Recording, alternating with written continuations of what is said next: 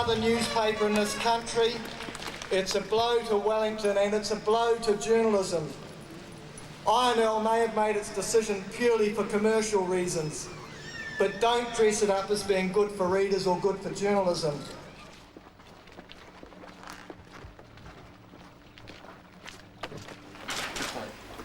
Afternoon. Apologies for that brief delay. I introduce myself, Tom Mockridge, Chief Executive of Independent Newspapers Limited, and my colleague Rick Neville, who's Managing Director of Publishing. And it's ironic that we're doing this in the middle of an election campaign, at a time when we might consider the importance of a free press to the democratic process. We have to consider how the press, the media, is being undermined. I think as you're aware, Aotearoa has announced today that it is proposing to merge the Evening Post and the Dominion. You can't keep running a newspaper, although it was still making money. I've always felt that the end of the Post was a bit like the death of the Queen Mother. It was always going to happen, and it was still a shock when the day finally arrived. I've described the working for the Evening Post as the Post was a sensible, caring, considerate, compassionate, decent newspaper. It was the paper you'd probably marry. The Dominion was the paper you'd have an affair with.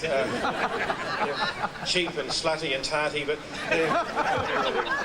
and I am now going to work for that cheap and slutty and tarty. Mum's upset. She says, how dare they? It's the one bloody newspaper I like reading. Really, your mum?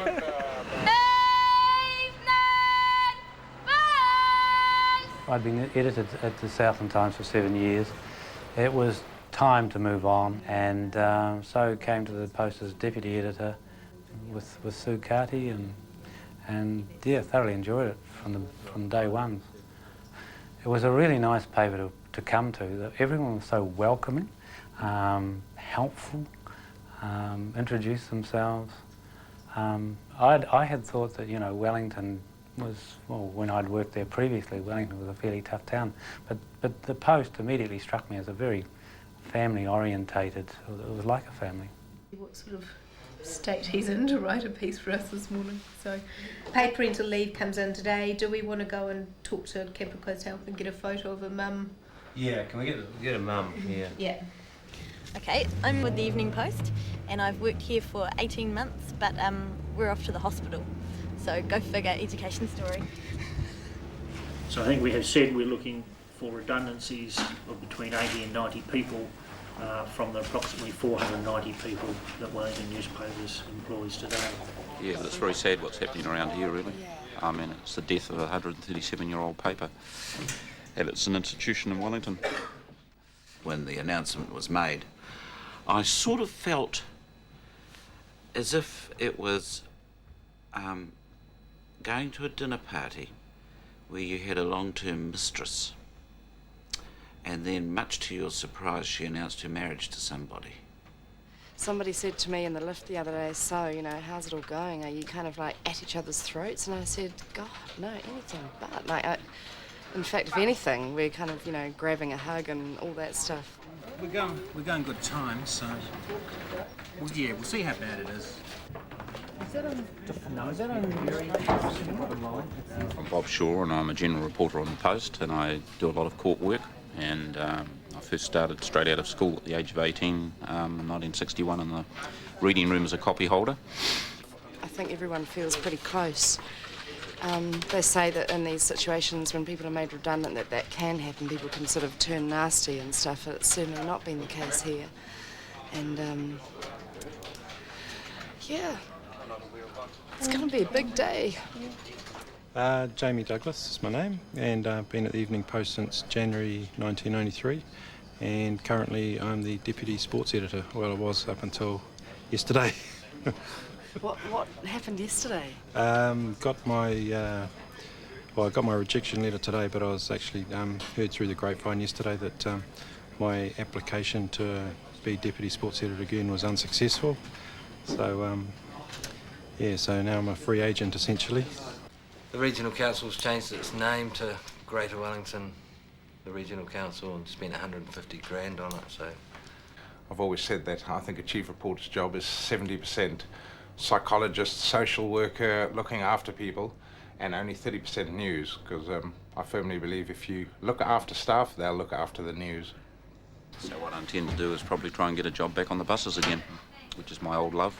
I loved driving buses when I was younger, but a bit older now.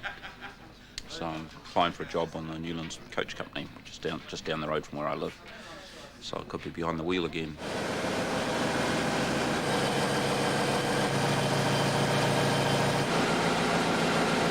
Journalism is a creative job. It's a creative area. You need people who are going to go the extra mile, who will see things in different ways, who will put all their energies into their jobs. And the Post was lucky. It had a lot of people like that. So on a big day like September 11, which was a day I found difficult because I wasn't editor, but on a day like that, everybody came into work at 2 or 3 in the morning, and they just worked until they finished. And so who cared about inter-office rivalries or anything else? Everybody just did what was required, and they made a fantastic job of it. And that is what the Post has been so good at. Probably Operation Tam, the Ben and Olivia case, because I covered that from like the day those kids went missing, sort of right up till the guilty verdict with Watson, and then a few stories after that about when they thought they might have found the remains of the kids. But in a way that'll stick with me, probably because you feel like you know them, even though you've never met them. Just because we dug and dug and dug and researched that story to the end of time, basically, just to try and find out everything we could about them, because everyone wanted to know. It's been interesting since the decision to merge the Post with the Dom has been made. A number of them have come in and said, oh, we used to think you were really tough, but now we can understand why, because you were trying to protect the Post. And I remember first arriving on the paper and how passionate Sue Carty was about it. She was like this tigress almost that fought for it, and it was very impressive. And I remember her on sort of in-house training when I jumped from being a reader to a reporter. We had 6 weeks, and she came and spoke to us, and she said, well, I don't care how you get your stories, bar lying down and sleeping with somebody. And I always thought, oh, that's so hilarious. That's sort of like Lou Grant or something, The thing that concerned me most when I came back to Wellington was that I wouldn't be the last editor of the Evening Post. I was determined that we would keep it going for as long as possible. And I was very proud that we were still doing pretty well when I had to throw in the towel. And I mean, even coming in at 7:15 in the morning, and you find people keen, enthusiastic, ready to roll, and that's been a really great experience, because all my journalistic life have been either on morning newspapers or on a weekly newspaper, where the lead-in time every day is much longer. You come in, you have a cup of coffee, and you sit down and you think about things, and you think about, well, what will we do for the rest of the day? Well, not always, but that's it. Whereas here, we have to hit the deck running. And it's been a great discipline for me, that, and to do that. And the team here are just wonderful.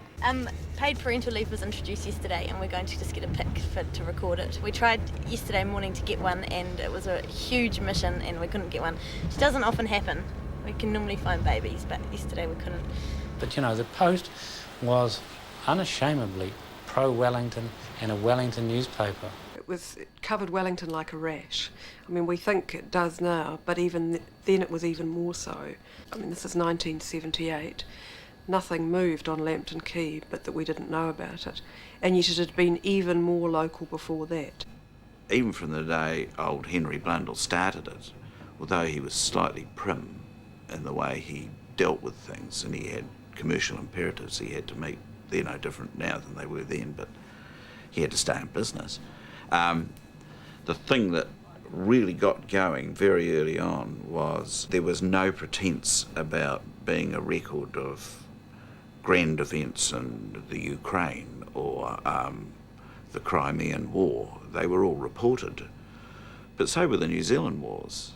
They had dispatches from Wanganui and New Plymouth and Gisborne, and those sorts of things. So all of those sort of things are big, but central to the whole thing was that it was the only record, and the Dominion started later on and it did it to an extent too, it was the only record of the town and the people that were in it.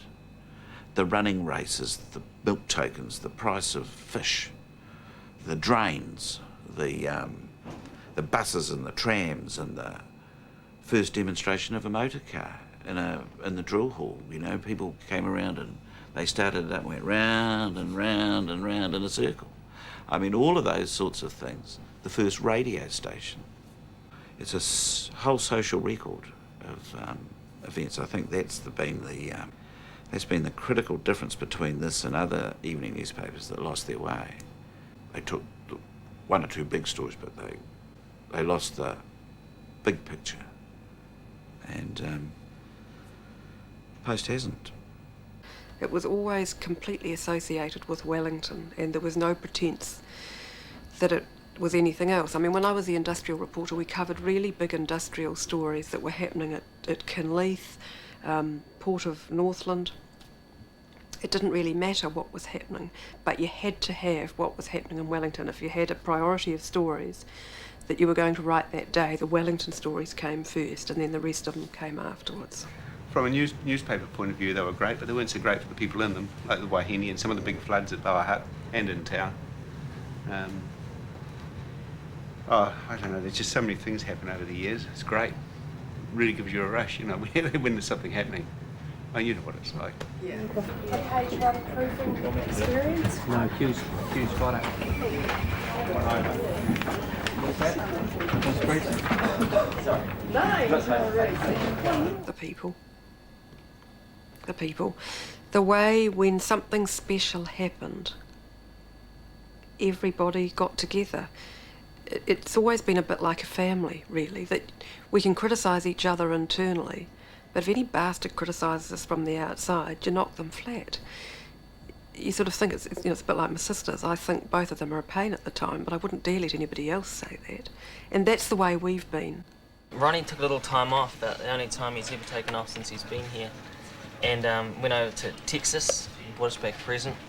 As you can see, I got a hat, and JC got a mug, so I think I won. And it's just reflected Wellington. I mean, I'm in the process of trying to write the last editorial, which is quite a hard thing, quite an emotional thing to do, actually.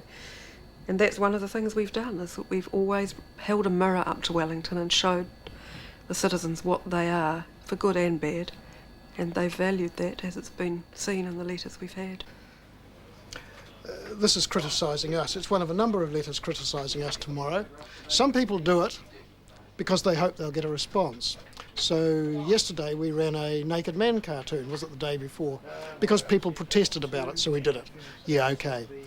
This one, ditto. Lovely picture of Prince Charles is going to go there. Your zoom camera will get me nearly there. It should look like that. We've used it before.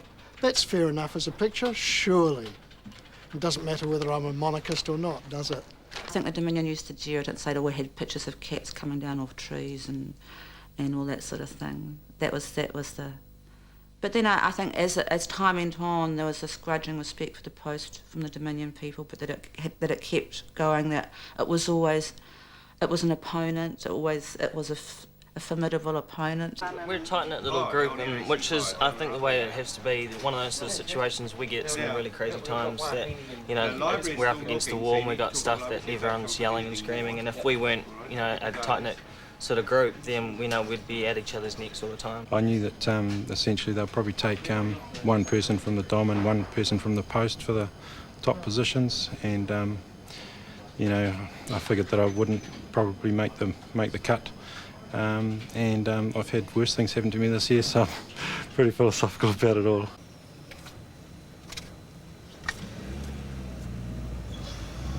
Do you have to pay for parking at the hospital? Only for over 30 minutes. We won't be. We'll try and get in and out, save the company some money. The sick thing is that we spend less time on the most important pages than what we dearly love, you know. We try and plan What are a they, hell of a pages lot. 1 and 3? Or 1, 2 and 3. 2 and 3, yeah. It's an on-the-day paper. This creates huge tensions. We make mistakes because we don't have the luxury of a morning paper of 12 hours to check. What makes it good is it's dynamic, it's vibrant, it has to be that way. It can't afford to sit still and say, I don't know, can I wait till tomorrow? It has to say, we believe it to be true, we understand our weaknesses, we get on with living. There's a great little piece in Hank's final story for Saturday about what John Terrace says about us. He says that The Evening Post has been having an Alsatian in your home. Occasionally it bites you on the bum. I think that's what we need to say to the rugby. What guidance? Whatever you tell these people doesn't work. You know, you've done it in Argentina, now they're doing it in South Africa. Yep. So you're in Get trouble. hold of Colin Meads and ask him how he ran things as a manager. Well, what they did was they only gave them 7 and 6 a day. Yeah, I'm working on the very last, the front page. But it's quite a deep picture. The pick will be... Okay. Mind you, we can crop that to whatever we like, can't we? Shall I make it 10? We've got a story today where the Americans bombed a wedding party in Afghanistan, a very dangerous wedding party though. Yeah.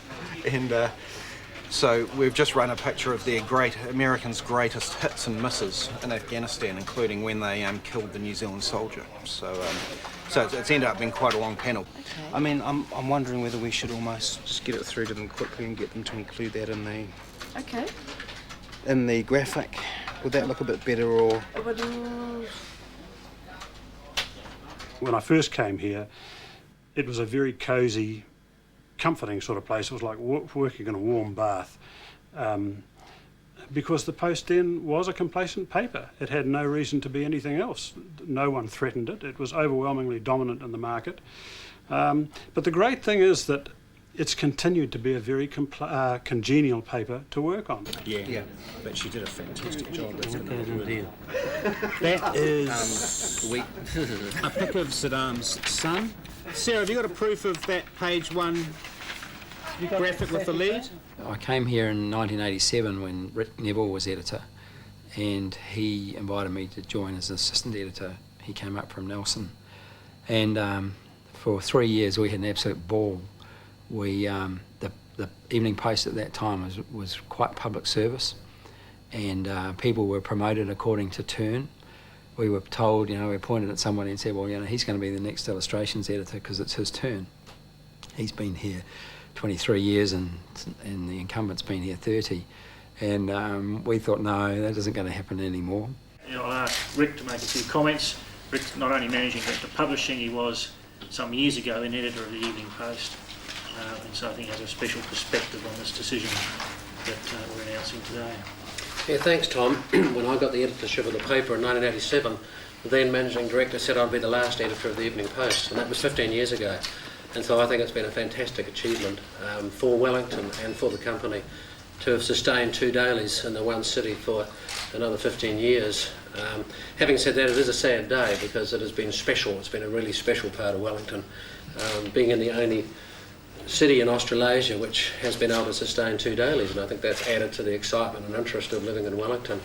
But we think it is time to take the step forward and to coordinate the activities of both into a very strong new product. And I think the point we really want to make is that this is a merger. It is not the closure of the Evening Post. We had a lot of fun through that period. I think really sharpened the paper up. And then Rick moved on to INL as assistant to Mike Robson. And I remember at the time thinking how he scuttled out. He seemed to be unduly cheerful about leaving. And I guess he thought, hey, I've got out and the papers, and I've survived.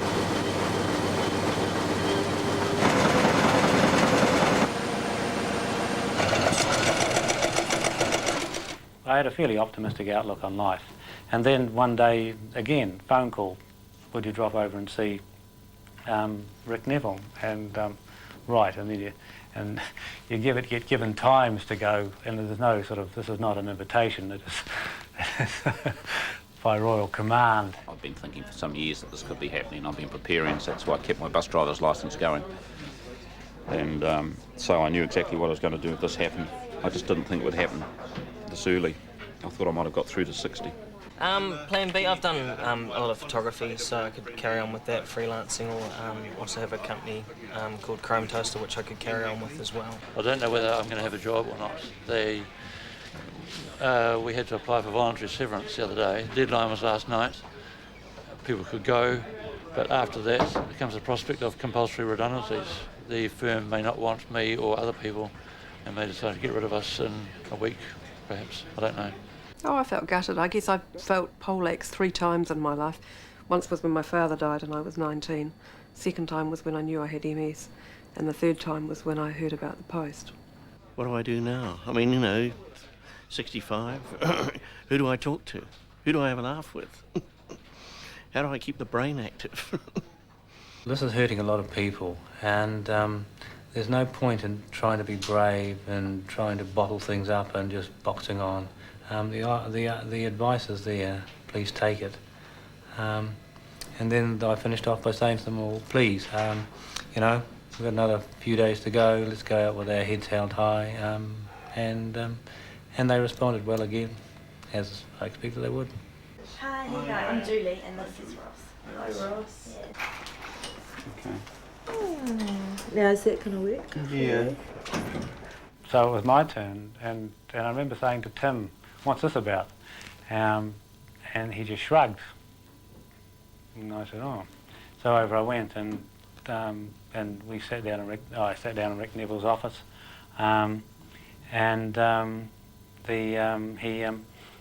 he rattled off all sorts of things about where Tim was going and where they wanted Tim to go, etc., etc., and that Tim was going to be assistant general manager, and I'm sitting there thinking, yeah, and you automatically think of yourself in these circumstances, and then he said, oh, by the way, we want you to be editor. So, right. So I said yes.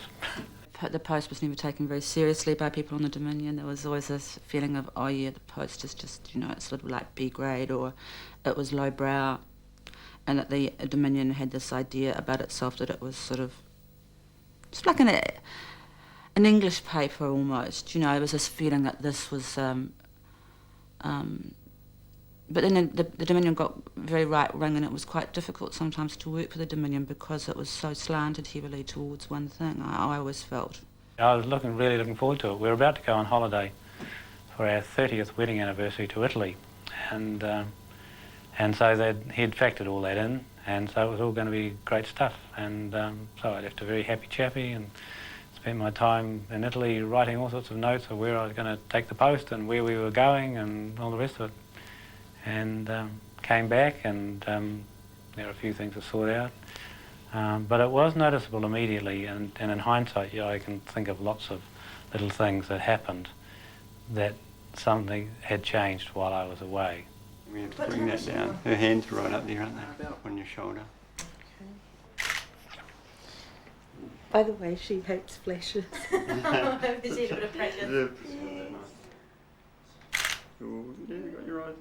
When the news came about the work thing, I thought, oh well, you know, I've had worse shit happen to me this year, and you know, I've just adopted a pretty philosophical approach to things. There's plenty more jobs out there, but there's only so many daughters you can have in a lifetime, so you know, it's been pretty tough, eh?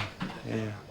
Well, as you know, I was diagnosed in 1997, with multiple sclerosis, and it became harder and harder to do credit to a job that started at 6:30 in the morning and sometimes didn't finish until midnight, because in Wellington the editor can't just come in and do the job and go home.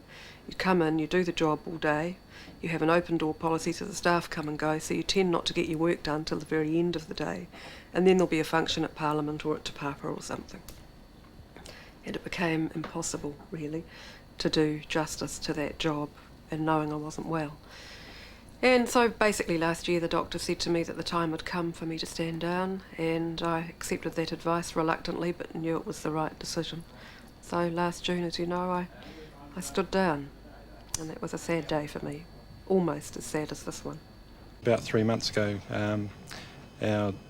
my wife Suzanne and my daughter Elsie, she was diagnosed with a terminal condition.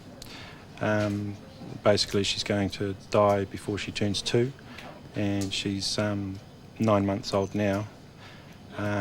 Yeah, so that involved quite an upheaval in the family, and she had to be taken to Starship Hospital in Auckland when she stopped breathing, and after some tests they carried out up there, they diagnosed her with a condition called Gaucher's disease. She's the only one in the country with it at the moment, and apparently it affects less than 1 in over 100,000 babies. And basically what happens is the toxins in the body build up and gradually shut down the nervous system and various forms of life like swallowing and breathing, and they die. So there's no cure for it, and it's just a day-by-day thing. So we don't actually know when she's going to die, but could be today, could be 6 months.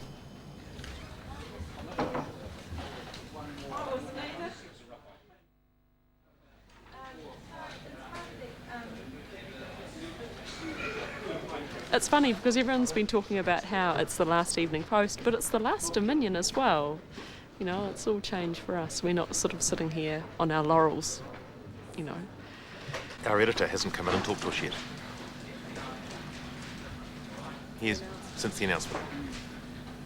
Well, he's been very busy, looking very strained. He's obviously under pressure, but I still think a manager's job is to come out and talk to his troops. Not once. A lot of the coverage has concentrated on the post closing, and people here losing their jobs have felt a bit left out, but forgotten. I don't think they could spell philosophy. It's purely about rescuing the paper. The writing was on the wall for the Post. We've all known it. No one here has questioned the closing. We've known it's going to happen for 10 years. Well, we're really taking over that fish and chip wrapper. Right. That's right. All the main people are from the Evening Post anyway, so I mean, you know, it's just going to be a renamed Evening Post. Well, one incident yesterday where I won't name him because he might not want it named, but he was told he didn't have a job he applied for, but and then criticised about what was wrong with his work. And I think in that sort of situation you should let someone go with dignity. I would much rather be pat on the head and saying, you know, we appreciate your work over the years, but we found someone who you're very close to but not quite there, and there's nothing wrong with that. That was just nasty. It's going to be strange not having the competition of the Post, you know. I mean, we work in the same building, but, you know, we've always competed against each other, and suddenly it's like, you know, the lion lying down with the lamb or something. It's, you know, everyone has to all get along, which I'm sure will be fine, but it will just be, we'll be looking further afield for that competition. And you see, most of us in the Post, I've been here 18 years, and I've been on the Dominion editorial floor, which is 2 floors up in this building, I think twice in my life before this week. And there's people that have worked here as long as I have that have never been on that floor. I mean, that's a degree of editorial separation. But you know, it's not as attractive as it sounds. You know, I've got a big mortgage, and if I knock that in the head, there's not a hell of a lot left. So that's not as sweet as it sounds. It's certainly not for the money that I'm going. I did think about the money for a moment, but it wasn't enough to really make me want to take off. I mean, I've only been here just over 2 years, so and I just felt like I needed a bit more time here on this paper, and it's actually going to be, well, hopefully, fingers crossed, it's going to be a bloody good paper. Last night was my last night. I've written one brief today, I think 16 words. Quality piece, but quality brief. And it's over. Today's a really hard day to be really excited about it, because some of the people that we know really well, I feel quite emotional about it, are leaving, you know. They're walking out and clearing their desks and packing up their boxes, and I mean, someone like Alan Sampson and Aaron Kennedy, they've just been amazing. They've been a huge part of my development here. And people who have no choice but to leave, you know, it's just terrible watching them walk out the door. When you fronted up to tell the staff, did you actually, what was the reaction from them? Were they, was there much emotion, or? Look, I think the honest answer is that they were very surprised. I think genuinely taken aback. I think the staff on the Post have done a fantastic job in sustaining that newspaper.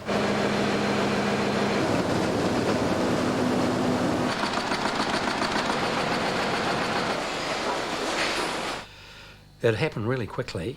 I came over here, I think, early May, and I didn't come over here with a brief to, then work to merge the papers. I came here as a backup to Don, and Don's attitude is he's a very progressive manager. and very encouraging of people. And his view is that I shall be learning to replace him. A staff freeze had been put on, and it wasn't just a staff freeze, it was a real staff freeze. You couldn't get any hard and fast answers. I mean, I'd come back roaring with ideas and stuff like that, some of which would cost money, some of which you could just do anyway. But it was, you know, everyone was sort of, suddenly there were no yes/no answers. It was, can you wait till the end of June? Can you wait till this, you know? And this was May, so, you know, the month wasn't going to worry me too much. Well, I didn't think it was. There's been a lot of unanswered questions and a lot of I mean, with anything closing like this, it's a nasty business, isn't it? It's really shitty. But it soon became obvious that it was on the board's agenda to look at a merger. So we, a small group of us, began working on that process. Yeah, I've had it twice in South Africa. My first experience was on the Pretoria News, which in its heyday sold about 50,000 copies. Also an afternoon paper, interestingly, and for very much the same reasons, I think, as they sort of claiming here, people preferring morning papers. Circulation eventually dropped down to about 30,000. So that's quite a drop. They cut some staff, they cut advertising rates, but they didn't close down the paper, and it remains profitable, you know, even if it's not raking in the millions that they'd like. No, we're not closing down in any business here. This is a merger in the absolute true sense of the word. Well, except the evening paper is disappearing, so I mean, you could say you're losing an evening newspaper. We will not have an evening paper, but today we can say on an accounting basis, yes, the Post does make money, but it will not continue to make money if we don't take action today. And like any publicly listed company, our responsibility is to earn a return on the capital employed. Two successful newspapers, neither can grow any bigger. Somebody in the United States has a huge debt and likes TV and likes sport as a way of making his money. We're costing too much. The day we have to replace the printing press, the day any of the provincial newspapers owned by this chain have to replace the printing press, somebody's going to say, can we recover that money? If we can't, then why keep it going? So what do I feel about it? Big business wins. Ha. The Herald was starting to make real inroads in our market. And that was one thing after 6 years away that really surprised me when I came back. I couldn't believe the stacks of Heralds in the dairies at weekends, to the extent where they were crowding our papers off the counter. So that was quite a shock, and we clearly lost ground, and the Herald is a better paper. I mean, it has improved. So we felt that both titles were at risk. I then went to the Star in Johannesburg, which was selling about 235,000 copies. And then Tony O'Reilly and his merry band took it over and decided that he wanted a morning paper, which was bizarre, seeing that Johannesburg had 6 morning papers already. This was the only afternoon newspaper. And overnight, I kid you not, circulation dropped from 235,000 to 180. Obviously a great drop in revenue and readership. And yet again, they didn't shut down the paper. You know, they tweaked here and there. Some staff lost their job, but nothing like here. I don't know. This one just beats me. I mean, I think you can't walk away from the basic understanding that there is no other city in Australia or New Zealand with both a morning and evening newspaper, and it's very rare to find an example in the English-speaking world where the situation remains. And fundamentally that case is because the model's not economic. There are only so many readers and so much advertising, and in particular people in city markets where there is a morning newspaper choice are tending to go to the morning newspaper. We're finding that here. Now maybe an alternative would have been to close the Dom and have an afternoon post. But I think logic says that one doesn't stack up. We shut ourselves away on the 5th floor of this front building under very, very high security. We shredded all documents that we didn't need. We locked the door. We all had our own keys, sworn to secrecy, and that was essential, because if we were to carry through a hugely daunting project, we couldn't be dogged by rumours of a merger. We were also determined not to lie, and thankfully nobody ever asked me, you know, is this happening? He rang, no, he didn't ring up, his secretary rang up and said he would like to see me. And this was quite interesting, because, I mean, Rick usually kept into quite close touch and with editors, and in this case I hadn't seen him. We already have a network of community papers across Wellington, which is effective and highly profitable. And our view of the Christchurch experience is that after that community version of the old daily hasn't been particularly successful, so we didn't really see anything to emulate there. In the 5-6 weeks I'd been there, I hadn't heard from him, so that was all right. You know, carry on my merry way, and he suddenly here was one, and the time he wanted me to go, I couldn't go. There was another meeting, so I put it off. And Tom Scott had been given that doctorate from Massey University, and we had arranged to have a lunch to celebrate Tom's doctorate. Well, I haven't actually cast this obituary like that, because I had real difficulty in saying that there was one single thing that would encapsulate everything about the Post. So, in fact, what I've done is I've cast this obituary as the death of a title, because this merger, and it is that, this merger contains some very, very good elements of the Evening Post. So I've only cast this as a title. It's a easy way out of it, in a way.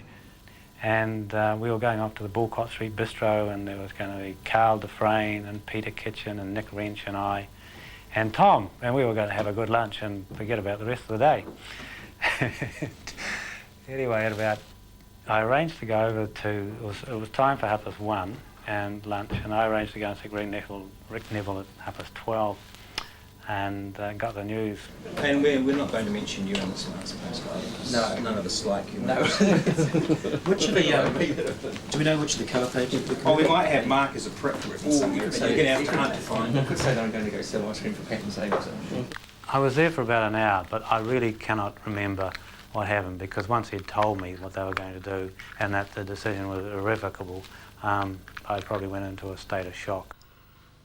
Well, I suppose when you're going to close a paper and you've got to keep it a secret, it was handled pretty well from that point, because nobody knew a bloody thing.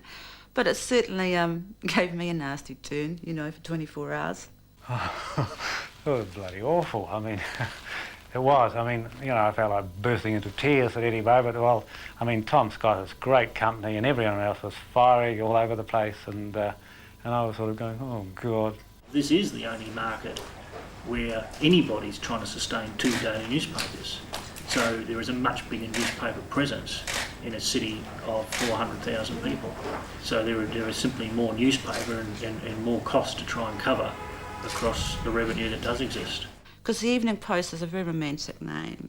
You know, the Evening Post sounds like, I mean, it sounds like the last post or the something post or the evening, that beautiful word, the evening.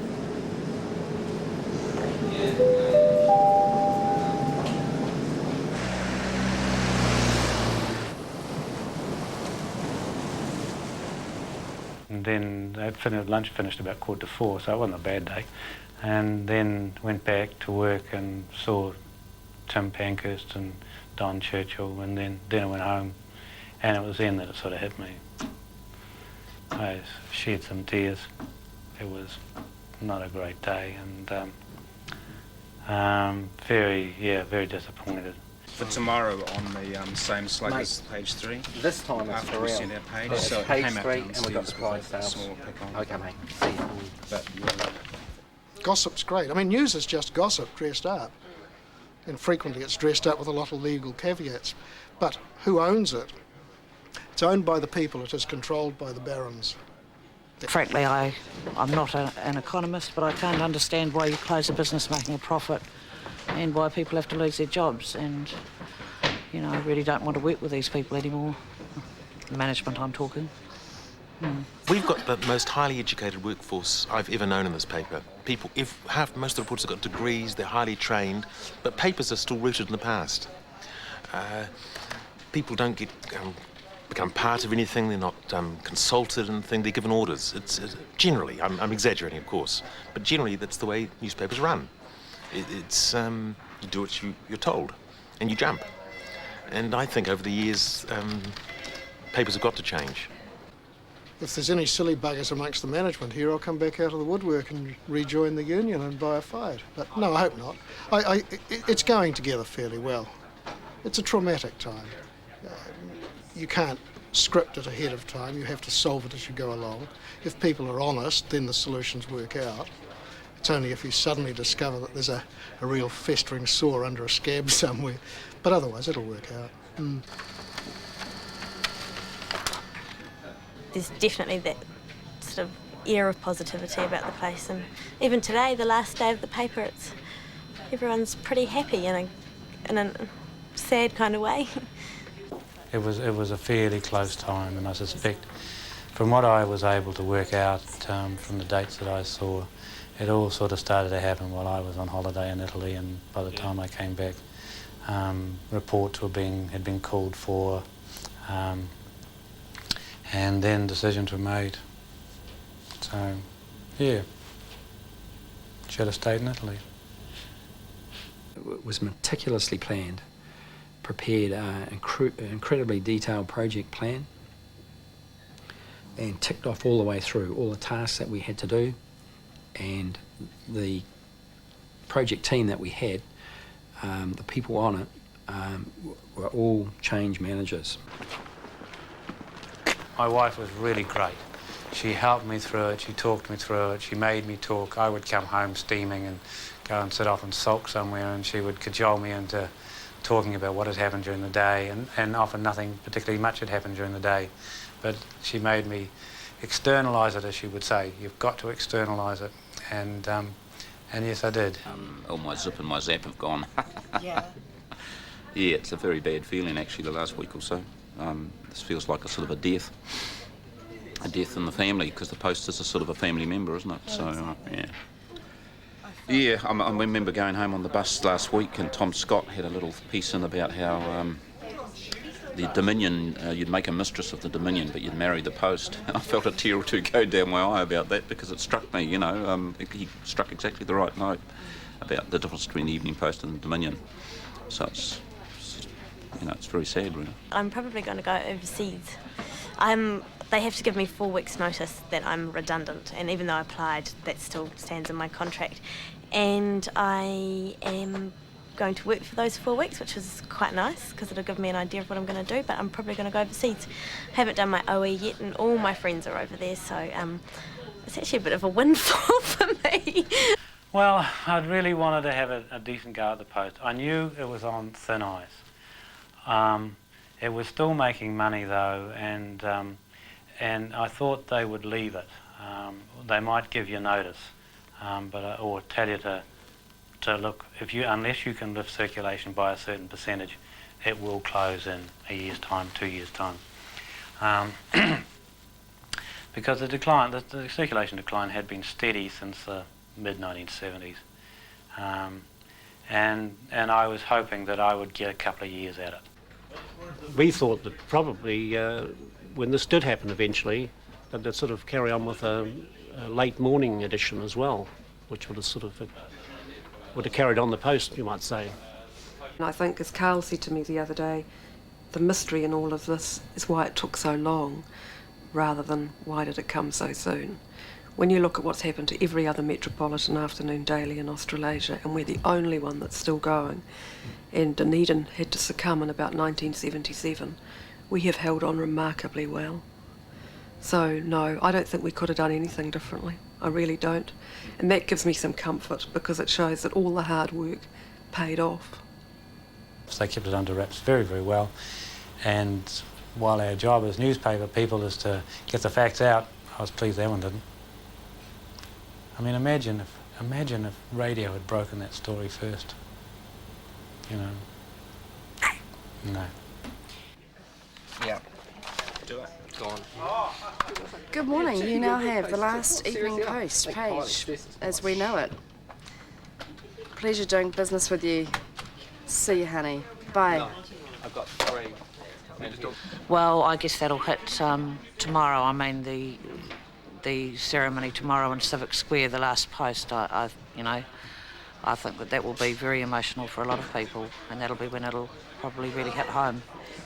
There you go, Nate. You need a hand?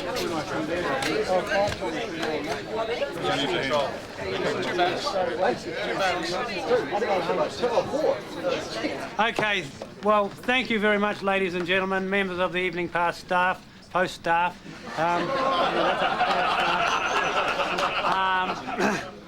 I'm moving on, I'm moving to the new paper.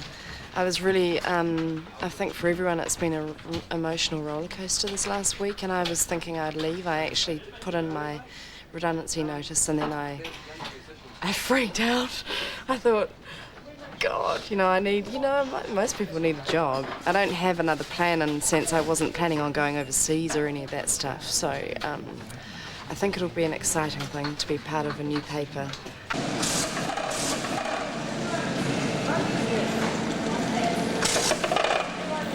I still think I would rather that the Post went out a good newspaper, a newspaper that was respected, a newspaper that people looked up to, than to have continued a trend where circulation was declining.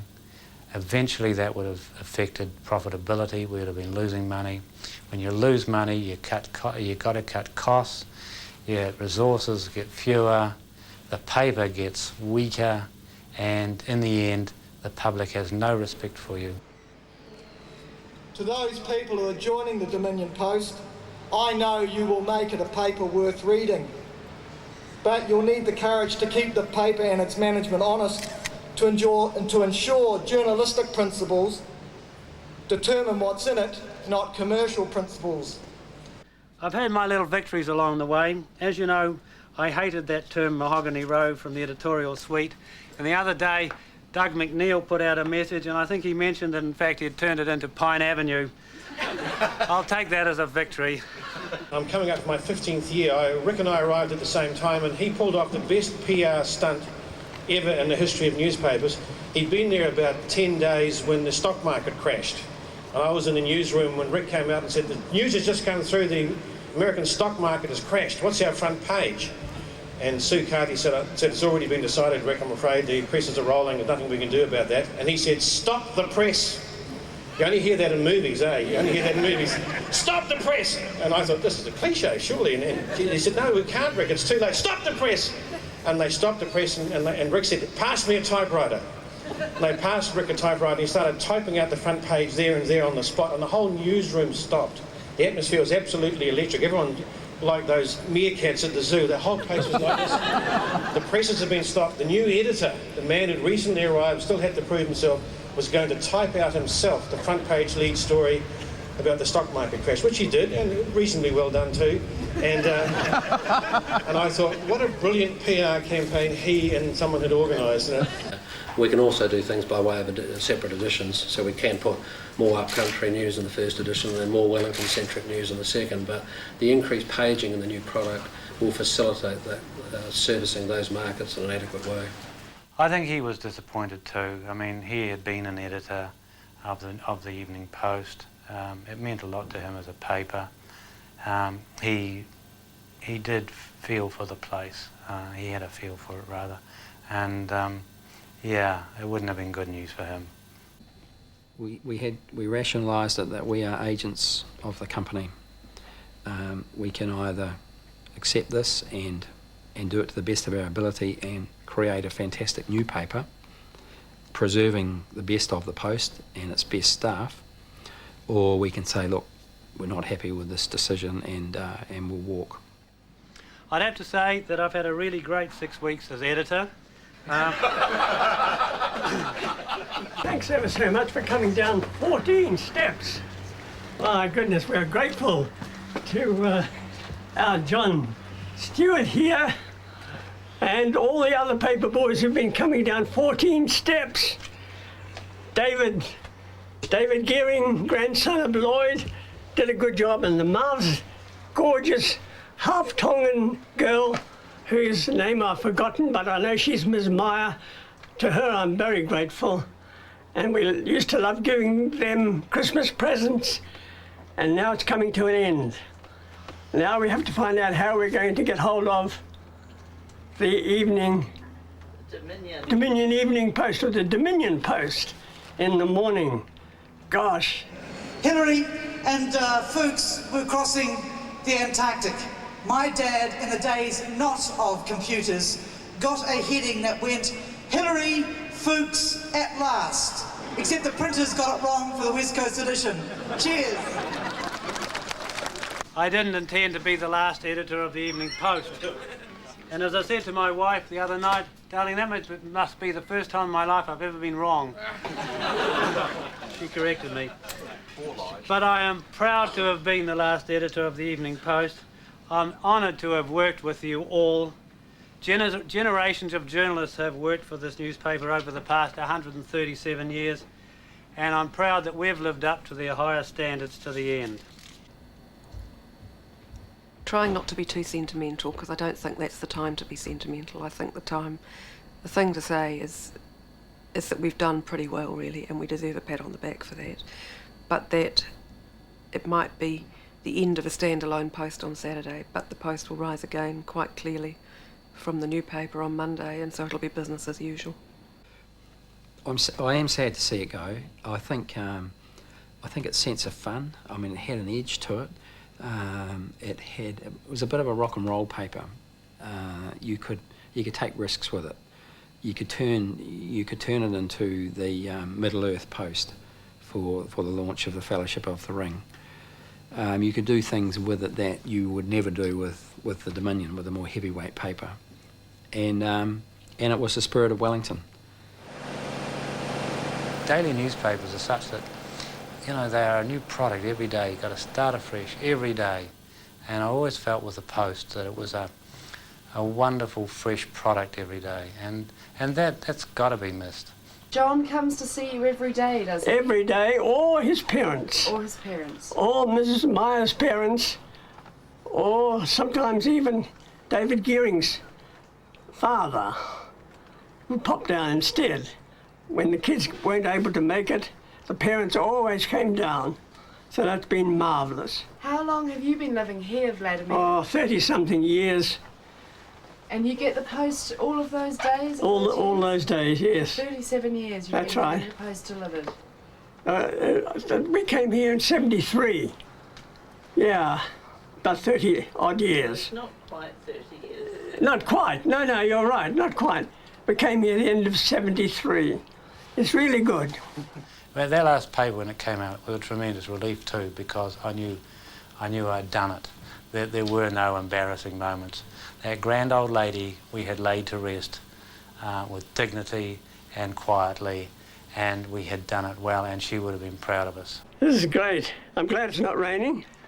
Beautiful Wellington weather, and we've lived here for such a long time. In Wellington, it's a beautiful city, gorgeous. Bullshit.